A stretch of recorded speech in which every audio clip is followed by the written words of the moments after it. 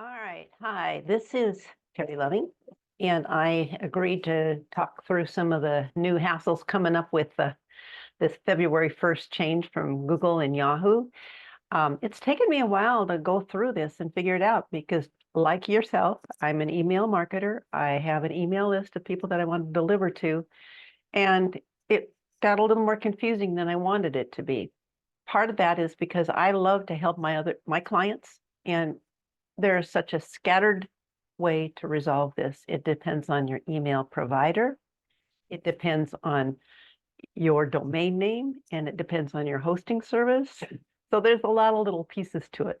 So tech is my thing. I love to go down rabbit holes. I love to problem solve, but this one's taken me a while to sort out and get reassured with. So I want to reassure you that this is meant for it's meant for security. It's meant for safety. Let me just get my paper up here, my notes, so that I can do this. You may not see these, but I'm going to read them to you. So the changes have been in play for a long time.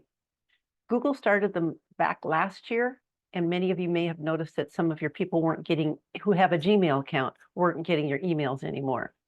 So these changes are designed to enhance email security, which is a good thing, reduce the spam that you get and that you're classified as, and create a safer email environment for all of us.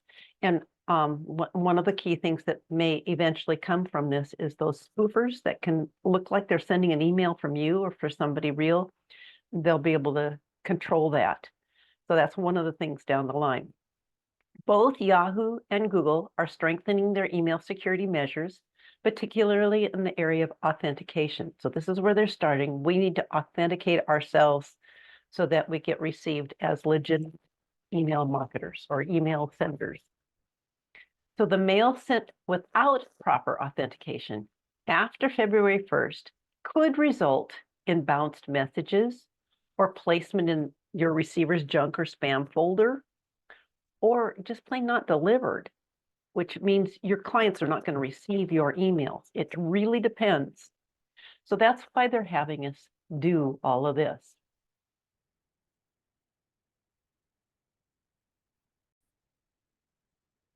So I'm going to piecemeal this because some of it you're going to want to use and some of it you're not. First thing is, some of you just don't want to do techie at all. That's okay. Talk to your email provider and ask them to do it for you. They're going to need your domain name. They're going to need the registrar. They're probably going to need they're going to need your hosting service, maybe your registrar if they're the same thing. If you don't want to do it, have somebody else do it for you. And there are people out there that are going to charge an awful lot to do this. I can do it, and what I'm doing right now is just charging for my time. It depends on which autoresponder you're using, which email provider you're using, and where your hosting service is, as to how familiar I am with the pieces now. So that said, I don't want to do it for you. I think you can do it for yourself. However, it takes time and it takes a little bit of knowledge. So first thing I did was create a page with helpful links. Now, Kat has provided some helpful links. Other people have provided helpful links, but these are ones that I think that would really help you. The first one is I listened to a podcast by Cindy Badar. There are other podcasts out there of email marketers explaining this. She does a really good job, better than I'm ever going to do in here, of explaining it step by step, why it happens, what you need to do, and how to make it resolve. So I would highly recommend that. I'm going to include the link in there. Another person is an email expert, Lauren Meyer. Her post appeared on LinkedIn. I've included the link to that in my paper. I'm going to put it up on Google Drive, and I'll give you the link to that. But let me read her first couple of paragraphs. She says, seriously, folks, enough with the fear mongering. And that's what I've heard from so many people is the fear. I got to get it done by February. I don't want to do it. Anyway, yes, Google and Yahoo are forcing senders to comply with their requirements. And yes, you do need to follow all of them. But there's a whole lot more to the story than be fully compliant by February 1st or else. Okay? She's reassuring. Read her whole article. Google has actually updated their email sender guidelines since the announcement was made. indicating a phased approach to their rollout. This is publicly listed information. So even if you are not compliant on day one, you're not going to see a huge spike in bounced emails or anything like that. They will start by deferring non-compliant mail streams. So then she gives you a timeline of what needs to be done by when. Okay. So those are two of the biggest helps that I've got. Then I'm going to list within that document direct links to ActiveCampaign, ConvertKit. There's another one, MailerLite. People are being really helpful, and you can Google that. You can ask the question, how do I get compliant with ActiveCampaign for the new Google changes? And almost every one of them has done a live video or a blog post that explains it in the steps. And again, if you don't understand what they're talking about or you don't want to deal with it, have them do it for you. Get on their support. Do a support ticket. They're going to need your domain name because they will validate that, make sure that it's you sending. They will need your hosting service, and that you can, it's a logon and password, give them access to that. If you don't do this by February 1st, most email providers have in place send from them. So it's just not your domain sending that. And perhaps you have ever authenticated your domain name with them, and that it has been sent from ActiveCampaign, sent from Constant Contact, sent from the autoresponder. So right now, this is a great opportunity to do your branding, get your domain name validated, verify it, and get the 3 specific things onto your domain server records. So let's go over those. Okay, for this one, I'm going to share my screen. Let's see if I share, if I brought it up on top here. I think I do, yes. This is what has been called the Google and Yahoo February 1st checklist. Okay, so they want you to use a domain-based email address. So mine would be terryloving.com. That would be what I'm sending from. That is my domain, that is my website. That's what I'm using. So you want to employ an email address linked to your business domain instead of a free email service. So some people have just been, which I hope you haven't been, emailed from a Google Gmail account or that kind of thing, or letting their email provider do the emailing without linking it to their domain. They cover it up with their own little blurb. It's coming from them rather than you. If you use your domain, it will boost your trust and compliance. So it's going to be very helpful. And then Google and Yahoo and more of them out there. These are just the ones that have been made publicly known that be doing this. You'll need to locate your domain records. Your domain records are stored on your hosting service. So if you're using a custom name server like Bluehost, Amazon Route 53, A2 Hosting, HostGator, all of those ones out there, that where you're hosting your website, that's what you'll find, and that's where you'll find your DNS records. If you have your hosting and your registrar on the same one, many people buy a GoDaddy domain and then host it on GoDaddy. They have your DNS, your domain server. So that's where you would make the changes, and that's where you would implement the changes. So they're requiring 3 things. They're requiring that you implement a custom DKM. Now, Cindy Bedard does a wonderful job explaining what the names of these stand for. These short acronyms, they stand for stuff that we don't need to know or remember. It's just the DKM is you set up a custom DKM signature to authenticate your emails and protect them from being tampered with in process. So this is a CNAME record, and I was going to put an example in here, and then my fear is that people would just copy and paste the example. That's not going to work. You need it supplied by your email provider. You need a custom SPF.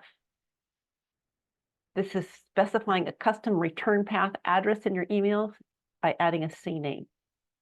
And that, again, is on your DNS, your domain name record there within your hosting service. So what this does, and why I include an example here, is because I manage Constant Contact accounts. I use ActiveCampaign, and there was one other, MailerLite, that I have been using in the past. I want to authenticate my email with each one of those. So this word include gives you the key for each one of those. So if you're sending from more than one email provider, you need to have that added into your SPF extra to validate it. The third thing that you're required to have is a DMARC. This one was really confusing to me. It's set up in the, I didn't put it in here. Oh, this is a CNAME record. No, SPF is a text. Anyway, I'm going to confuse you by saying this. There's both text records and CNAME records. DMARC is one of those long ones that you can put in a short version, or you can put in longer versions. If you're sending 5,000 emails a day, that's the number that's floating out there. You want to make sure that this is set up in a specific way where it'll send some of your spams, it'll notify you. 50% of them, all of them. I personally do not send 5,000 emails a day. I'm hopeful that there will be a time in my life, in my marketing life, that I may be able to send that many a day. Who knows when you'll reach that threshold, but you want to have your DMARC in place. The other changes that are going to be enforced, and again, they're rolling these out, you're going to enable one-click unsubscribes. Most of us already have a required spam unsubscribe at the bottom of our emails. It's just required. Your email provider puts it there for you. It's part of your documentation on your email. However, there's a hidden one that's code that your email provider uses. So this is the part of their responsibility. You're not going to see it. Neither are your clients going to see it.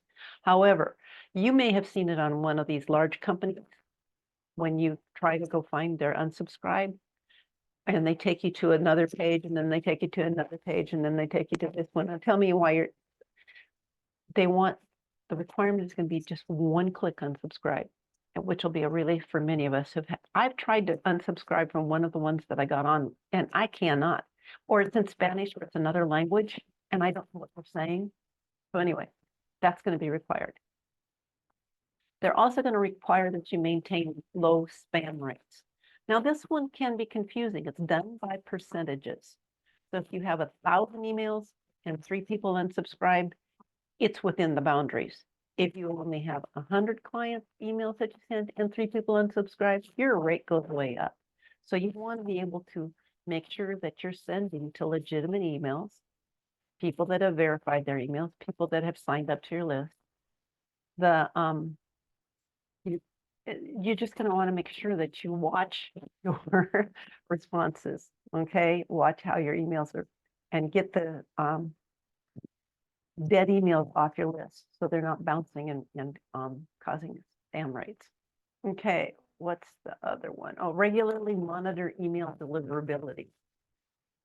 So continuously monitor your email deliverability score and adjust your strategies to maintain compliance and high inbox placement. We want to have lots of opens. We want to have active email people.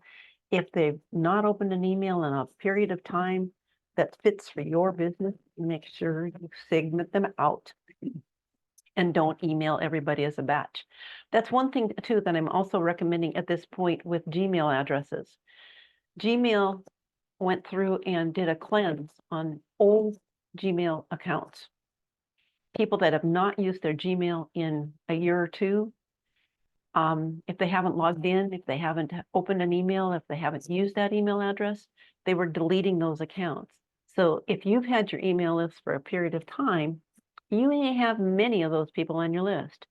So the recommendation is to segment out all your Gmails, all your Yahoos, and email them separately. And that's a job that you need to do to keep your reputation of email marketer up. And so your emails arrive in the correct people's email inboxes. Okay. Setting up Google Postmaster tools. I have not done this for myself yet, but as you get with larger email lists, it is very helpful. It'll continuously monitor your email deliverability score. It's a good thing to know if you're emailing a lot. You can adjust your strategies to maintain compliance and high inbox placement. So you'll want to take a look at that sometime near in the future. It's a good place to have it's a good help. It's a good assistant, and it's free. So that's the tools. Maintain consistency between domain and sending address. The sending address should be consistent with the authenticated domain to avoid being flagged as spam and to reinforce sender authenticity. And that just seemed obvious to me. You want to send it from terry@terryloving.com or info@terryloving.com or support@terryloving.com. As long as you've authenticated your domain name, that should be fine. Okay. So that's the main point of this whole thing. Now I'm going to deposit the helpful things that I've created. I've got 2 documents that I'll put into Google Drive and send the Google Drive. How will I do that? I will post the Google Drive download for you just so you can check that out. But I also highly recommend you go to the list of helpful links that I provided for you, because in that, let me share my screen again. I'll show you that there's some of them.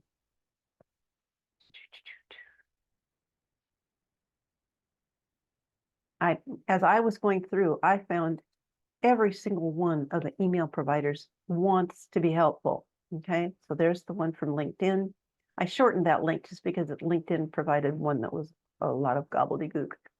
So you can check your compliance, see where you stand right now before you fret and do anything at this website. It's free, and then they will offer you all kinds of ways you can pay to get them to help. Again, I recommend you go through your own email provider first, because they know exactly what you need and where you need to put it, that they're set up for this whole change as well. If you need time, I'm willing to do it, and I charge for my time, and I think it'll be about $49. It'll take maybe an hour to get all the information back and forth. If you want to do that, DM me. So you want to check your compliance. In ActiveCampaign, Slick Business has a way, there's a direct link here.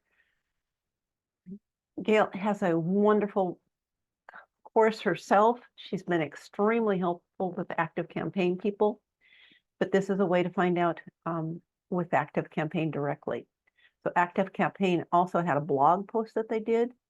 MailerLite has had blog posts and help with. ConvertKit has had help directly for it. I just got off a webinar with Constant Contact because they also have had a webinar and help and answer all your questions. So the best place to go, the experts for you, will be your provider, your email provider, and they will tell you what to do. If you need help after that, getting into your hosting service and your DNS, hey, I love to help. I love to solve problems. Just message me and let's get started with it too. So, okay, I think that's it for today. Again, this is a complicated thing. It's only an emergency from the standpoint of people out there throwing that fear around. If you don't have it done by February 1st, don't email on the February 1st. Wait until you get it done. It's not that big of a deal. From that standpoint, you know, you can miss a couple days of email. We can get it done. Again, I'm going to post this link in Kat's group, Rockin' Your Pat. I'm going to post it in my Facebook group. DM me, message me, friend me, let me know if you need some help. And if you just want me to hold your hand while you're doing it, we can get on a Zoom together and I'll walk you through. Because it's something you really want to know. DNS is important, and granted, they're going to have some more security issues coming down the road soon. So take care. Terry Loving at terryloving.com. Email me if you need some help. Thanks.